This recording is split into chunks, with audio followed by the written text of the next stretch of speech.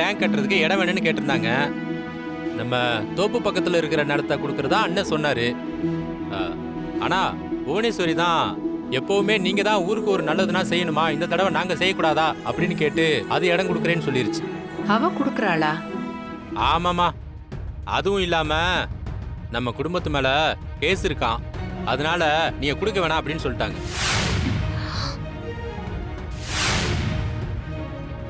அப்புறம் அண்ணன் தான் புவனேஸ்வரியே கொடுக்கட்டும் அப்படின்னு சொல்லிட்டாரு. ம். ஆமா, புவனேஸ்வரி எந்த இடத்த கொடுத்தாங்க? அதான் அவங்க பண்ணை வீடு இருக்குல்ல, அதத்தான்.